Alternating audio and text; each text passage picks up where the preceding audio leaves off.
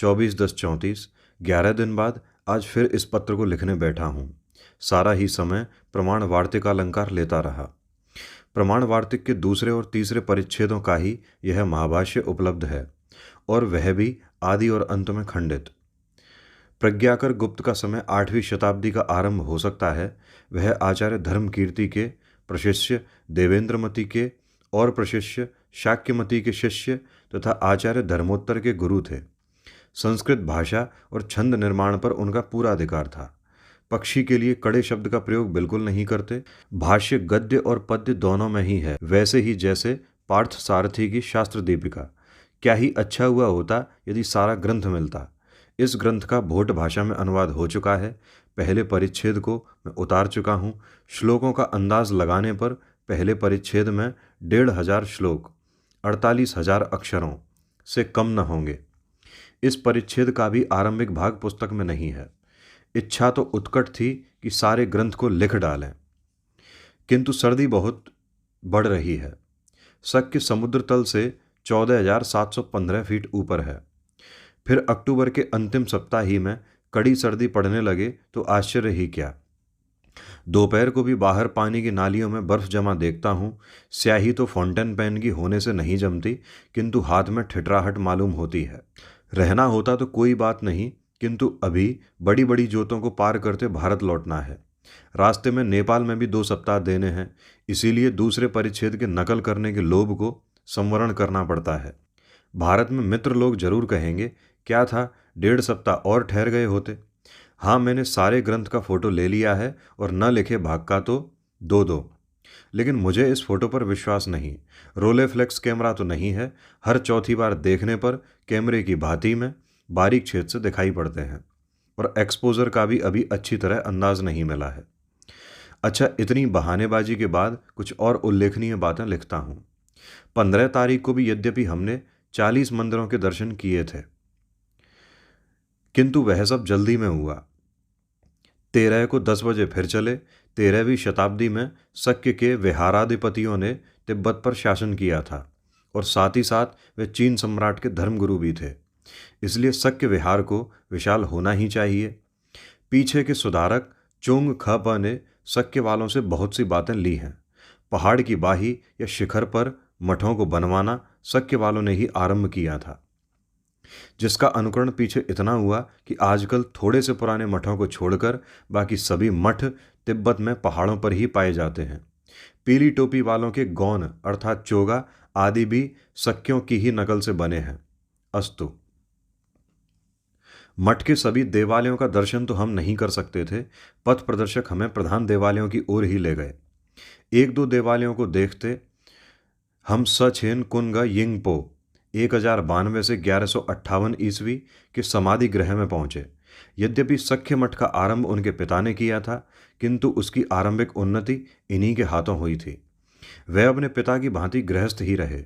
इस मंदिर में एक स्तूप के भीतर उनका मृत शरीर रखा हुआ है। रास्ते के 2-4 देवालयों को भीतर से और ध्वस्त प्राय मंदिरों और स्तूपों के दूर से देख लेने के बाद एक बार फिर हम गुरिम लहखंग पहुंचे। सपर्ण के निवास स्थान के चित्रपटों में से 12 को फोटो लेने के लिए चुना। फिर महाकाल के मंदिर में आदमियों और पशुओं के सिर और शरीर देखने गए। देखकर हम निकल रहे थे कि यक ब यक ख्याल आया, चलो एक बार और पेखंग अर्थात पुस्तकालय देख लें। अब की बार और गौर से देखने का विचार हुआ। हमने अभी देखना आरंभ किया था कि धर्मवर्धन का हाथ एक कागज पर लिखी पोथी पर पड़ा। आकार 27x4 और पन्ने 59 थे। साधारणतया ऐसी कागज पर लिखी पुस्तक को भोट भाषा का ग्रंथ समझ हम छोड़ जाते, किंतु धर्मवर्धन ने खोलकर देखा, ओ यह तो भारतीय ग्रंथ है। मैंने देखा तो मालूम हुआ प्रमाण वार्तिक का महाभाष्य वार्तिकालंकार है। ग्रंथ खंडित था तो भी बड़ी खुशी हुई। इसके लिए क्या किया यह लिख चुका हूँ। मन लगाकर फिर सारी पोथियों की देखभाल की, किंतु वहाँ कोई दूसरा संस्कृत ग्रंथ न मिला। दौचे लहखंग में फिर गए। एक विशाल देवदार स्तंभ पर, जो कि नमथर लहखंग के द्वार पर है, जेचुंड डगप ग्यलछन 1147 से 1216 ईस्वी के समय का एक ताम्रपत्र है। ताम्रपत्र का फोटो तो नहीं ले सके, किंतु धर्मवर्धन ने उसकी नकल कर ली। यहाँ भी 2-4 फोटो लिए और फिर संगराज फग पय लो डोस गेल छन 1234 से 1280 ईस्वी के समाधि गृह को देखने चले। यह चीन सम्राट कुबले खान के गुरु थे। समाधि गृह पर चीनी ढंग की सुनहली छत है। भीतर स्तूप में उनका मृत शव या अस्थि है और चारों तरफ उनको प्राप्त हुई कितनी ही भेंटों का संग्रह है। इनमें कितने ही 13वीं शताब्दी के चीनी मिट्टी के सुंदर बर्तन भी हैं। अंत में 3 बजे हम चिरदोंग प्रासाद में पहुंचे। शितो शक्य के महंतरा जाड़ों में इसी में रहते हैं। प्रासाद विशाल है। मरम्मत अच्छी तरह से न होने के कारण कहीं कहीं बिगड़ भी रहा है। और गंदगी, यह तो तिब्बत में सार्वजनीन चीज़ है। इस प्रासाद में भी कितने मंदिर हैं जिनको देखते हम ग्यगर लहखंग अर्थात भारतीय देवालय में पहुंचे। दूसरे तल्ली पर एक छोटी सी कोठरी है जिसे देखकर कोई कह नहीं सकता कि इसमें इतनी अनमोल भारतीय पीतल की मूर्तियों का संग्रह होगा। एक ही दीवार के सहारे 8 और 7 पांतियों में ये मूर्तियां रखी हुई हैं। उनकी तफसील अर्थात विवरण इस प्रकार है। इसमें भारत या भोट प्रदेश से प्राप्त हुई मूर्तियों का विवरण ये दोनों सूचियां बना करके दे रखा है। बीच बीच में कहीं कहीं तिब्बत या भोट की बनी मूर्तियां हैं जिन्हें पहचान न होने के कारण लोगों ने यहाँ रख दिया है। जिस पंक्ति में दोनों प्रकार की मूर्तियां हैं वहाँ अधिक मूर्ति वाले देश का नाम मैंने पहले लिख दिया है। भारतीय मूर्तियों की संख्या 100 से अधिक है और जो 3-4 इंच से 1 फुट की है। इनमें कुछ मूर्तियां तो गुप्तकालीन हो सकती हैं। मूर्तियों को रस्सी से बांध रखा गया है, इसीलिए चारों ओर अच्छी तरह देखा नहीं जा सकता। तो भी देखने पर 3 में अक्षर लेख दिखाई पड़े। पहला, 4 चौथी पंक्ति के अंत में क्रॉस चिन्ह तीर्थंकर महावीर की मूर्ति 18 बाई 10 अंगुल है जिसे लोग बुद्ध मूर्ति समझते हैं। इसकी पीठ पर निम्न लेख है। संवत 1192 आलण पत्नी बीजल पुत्री देधई पुत्र सढ़ल द्वितीया सुता ताल्ही। ताल्ही दायका का नाम है और संवत 1192 अर्थात 1135 ईस्वी विक्रम संवत हो सकता है। मूर्ति बीच में तथा पद्मासनासीन है जिसके नीचे तीर्थंकर महावीर का लांछन सिंह है। घेरे में और भी कितनी ही तीर्थंकर मूर्तियां हैं।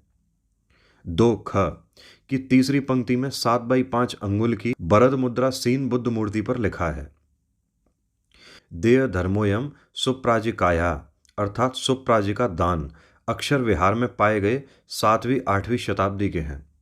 3 ख की चौथी पंक्ति में 11 बाई 8 अंगुल की अक्षोभ्य मुद्रासीन बुद्ध मूर्ति पर 7 देय धर्मोयम उपासिकाय सियाय सर्व सत्वातानाम अनुत्तर फलाप्त वाये। उपासिका सिया का दान सभी प्राणियों को अनुपम फल की प्राप्ति के लिए। इसके भी अक्षर विहार की 7वीं 8वीं शताब्दी के हैं।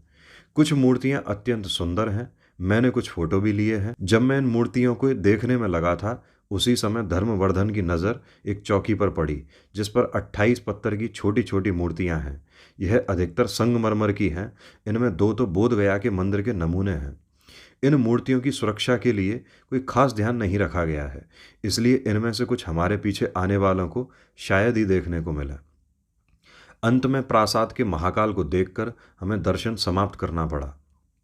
महाकाल के पास कपड़ों से ढका तांबे का एक कटाह है। इसके पानी के बारे में कहा जाता है कि वह कभी नहीं सूखता।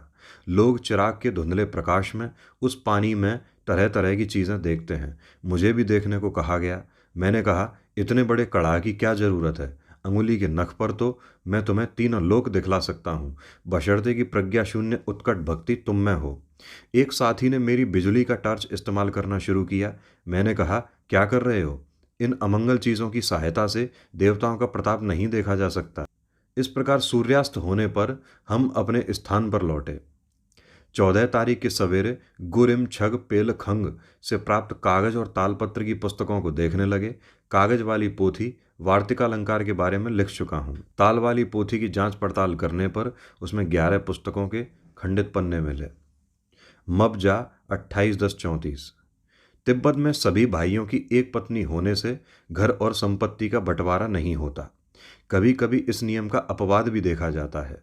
शक्य के एक महंतराज दगछेग बंग दुस यिंगपो के 2 पुत्रों पद्म दुस दल वंगछुग और दगछेन कुनग रिंगछेन ने अलग अलग शादियां की। पीछे एकाध और अपवाद हुए जिससे 4 महल हो गए। पीछे 2 के निस्संतान मर जाने से अब फिर 2 महल रह गए हैं। परंपरा इस प्रकार है। इस पूरी परंपरा को समझ लेना है हमें। दग-छेन वंग-दस यिंगपो के 2 पुत्र हैं। इसमें एक पहली परंपरा आई है और दूसरी है इधर। पहली परंपरा में पद्मदुस दुल वंग अर्थात डोलमा के पुत्र दग-छेन टशी रिनछेन, उनके पुत्र कुनगा यिंगपो और उनके पुत्र ठिंगले रिनछेन 64 वर्ष। वर्तमान में ठिनरे लिनछेन 64 वर्ष ये गद्दी नशीन थे, लेकिन इनकी मृत्यु के पश्चात अब जम यंग कुन डुबग्या ग्यलछेन जो 35 वर्ष के हैं, इनको गद्दी पर बिठाया गया है। और इसका एक नियम यह है कि जो व्यक्ति अवस्था में ज़्यादा होगा, आयु जिसकी ज़्यादा होगी, उसको गद्दी पर बिठाया जाएगा, वही गद्दी नशीन होगा। दूसरी परंपरा में दग-छेन कुनगा रिनछेन फुनछोग, दग-छेन कुनगा सोनम, दग-छेन जम लिंग छे गुन वंग दुस और इनकी परंपरा में जम यंग कुन डुब गग्यल छेन जिनकी अवस्था 35 वर्ष है और इनके दूसरे थुब थन खे जो मृत्यु को प्राप्त हो चुके हैं। गग्यल छेन के जो 35 वर्ष की अवस्था है, उनके 2 पुत्र हैं, कुनगा सो नम जो 5 वर्ष के हैं और कुनगा ठिनले टिशी जो 3 वर्ष के हैं। इसमें एक नीचे स्पष्टीकरण दे रखा है कि 2 वर्ष हुए ठिनले रिनछेन महंतराज मर गए, जिनकी अवस्था अभी 64 वर्ष बताई गई थी। अब उनके स्थान पर दग-छेन जमयंग कुनगा ग्यलछेन दिसंबर 1936 से गद्दी पर बैठे हैं।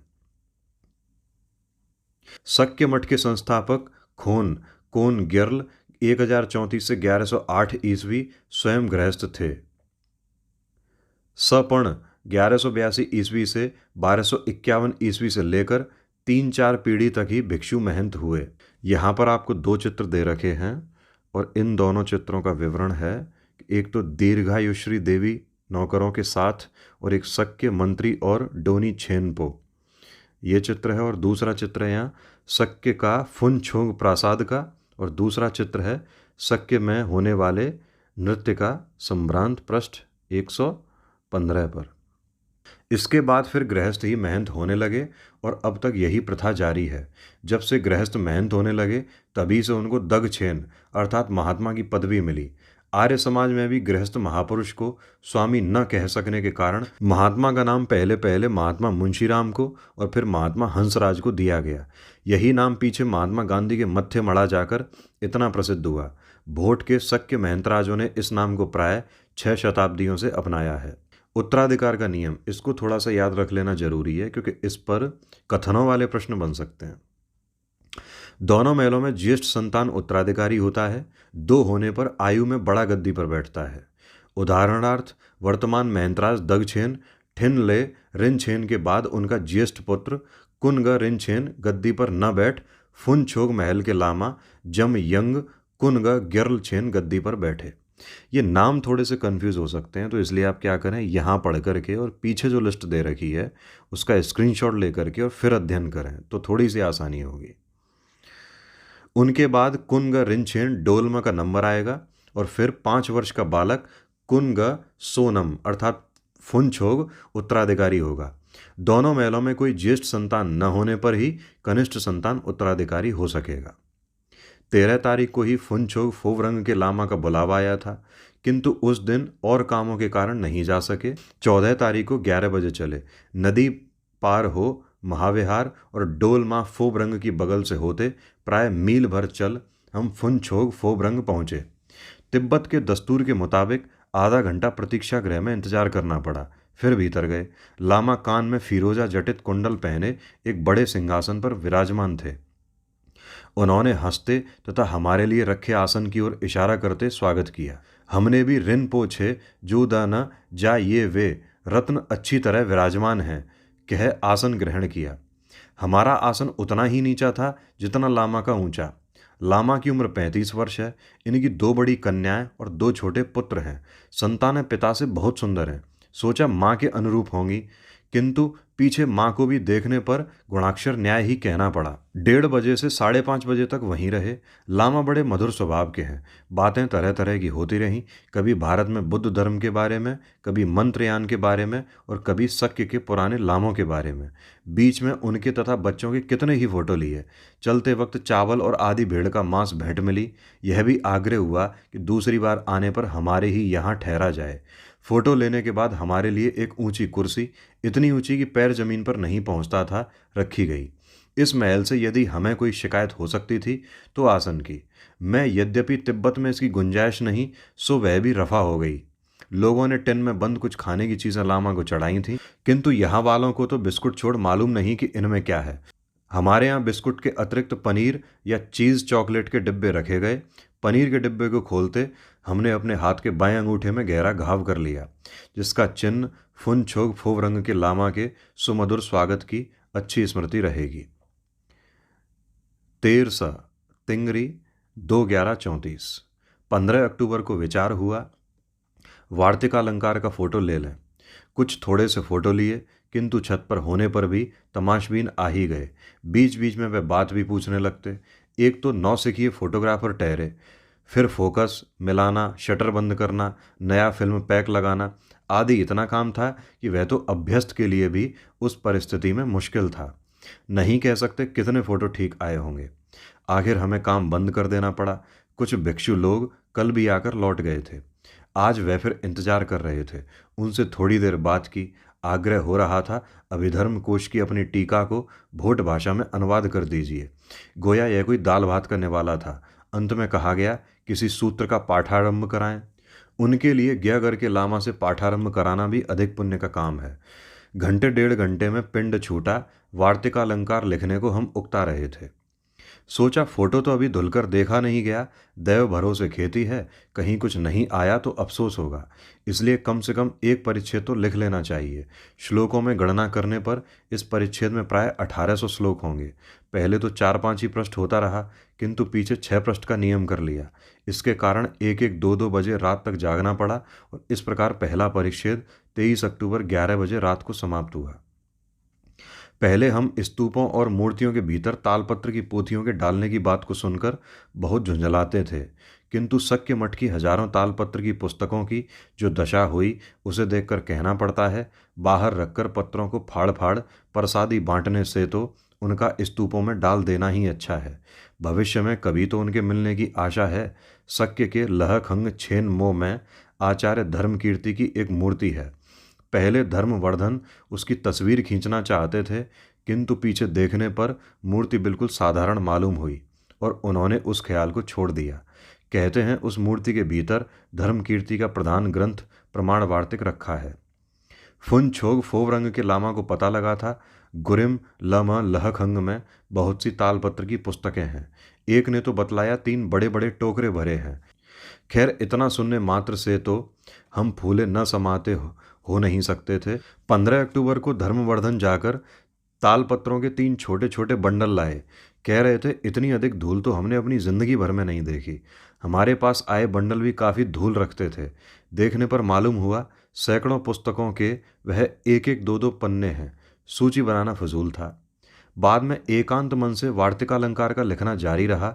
18 तारीख को धर्मवर्धन ने वैशाली, बसाड़ जिला मुजफ्फरपुर के कायस्थ पंडित गयाधर की मूर्ति की तस्वीर उतारी। पंडित गयाधर, जो आजकल यहाँ सिद्ध गयाधर कहे जाते हैं, 11वीं शताब्दी के उत्तरार्ध में भोट आए और कितने ही वर्षों तक रहे थे। डोगमी लोच ने इनकी सहायता से कुछ पुस्तकों का अनुवाद किया था। इसके लिए उसने 300 तोला सोना विदाई दी थी। शक्य लामों की तांत्रिक गुरु परंपरा में होने से यहाँ उनकी मूर्ति रखी गई है। बसाड़ में कुछ कायस्थ घर हैं या नहीं मैं नहीं कह सकता।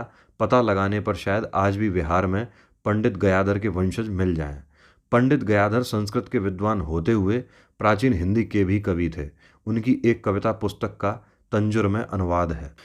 16 से 18 तारीख तक हमारे घर की मालकिन चम छुंग कुशो छे रिंग पलमो दीर्घायुश्री लोकेश्वर का न्यूने व्रत कर रही थीं। यह वही व्रत है जिसे मैंने भी अपनी पिछली यात्रा में शुरू किया था, किंतु दोपहर भर की दंडवत में ही परेशान हो छोड़ दिया था।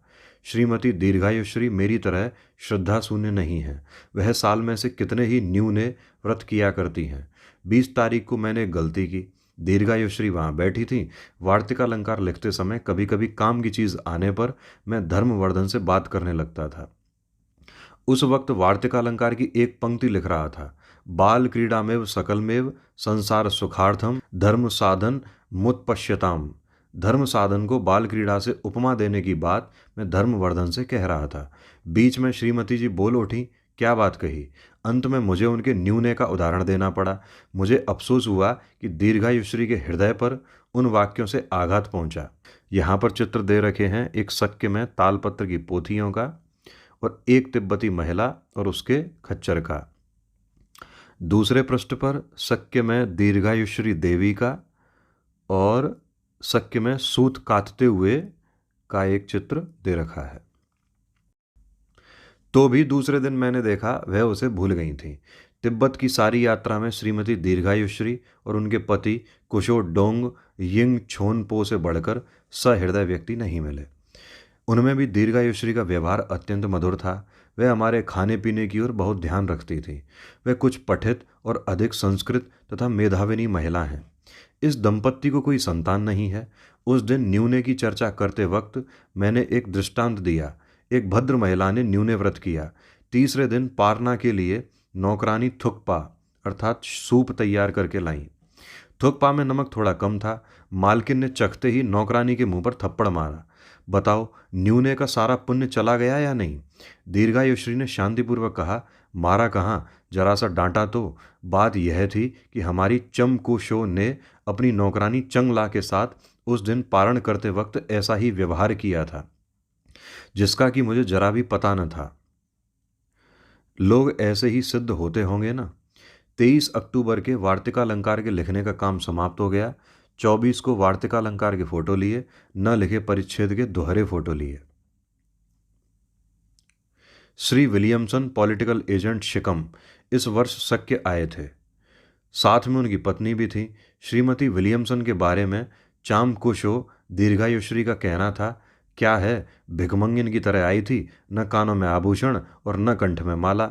मैंने कहा, और न शर पर पैगौर अर्थात धनुषाकार शिरोभूषण जो चांग की स्त्रियां धारण करती हैं। ये इंपॉर्टेंट हो जाता है, पैगौर क्या है, इसका ये विवरण हमें याद रखना है। पिछली बार श्री विलियमसन से मिलते वक्त श्रीमती जी वहाँ न थी। यदि फिर मिलने का मौका हुआ तो श्रीमती विलियमसन से कहूँगा, आप दूसरी बार भिकमंगिन के भेष में न जाएं, अवश्य पैगौर धारण करके जाएं और उसके लिए बालों को पहले से बढ़ा रखें। 25 तारीख को गुरिम लहखंग के 1 दर्जन पुराने चित्रपटों का फोटो लिया और आए हुए आदमी के साथ फुन फोन छोग फोव रंग के लिए चल दिया। लामा ने भारत आने की इच्छा प्रकट की, किंतु आना मुश्किल है। मैंने भारत के बौद्ध तीर्थों का रास्ता बतला दिया और यह भी कह दिया, यदि पहले से मुझे खबर मिलेगी तो मैं साथ चलकर सभी पवित्र स्थानों को दिखलाऊंगा। उन्होंने 6 लकड़ी और 2 पीतल की मूर्तियां प्रदान की। सूर्यास्त बाद हम स्थान पर लौटे। आज हमारे लिए मबजा कुशो डोंग यिंग छेनपो का गांव से घोड़े आने वाले थे, किंतु न आए। अब कल भी प्रस्थान करने की आशा नहीं रही। दूसरे दिन हम फिर ग्या लहखंग गए और वहाँ की बहुत सी भारतीय मूर्तियों की फ़ोटो लिए। बोध गया मंदिर के पत्थर के नमूनों के भी फ़ोटो लिए। आज शाम को घोड़े भी आ गए।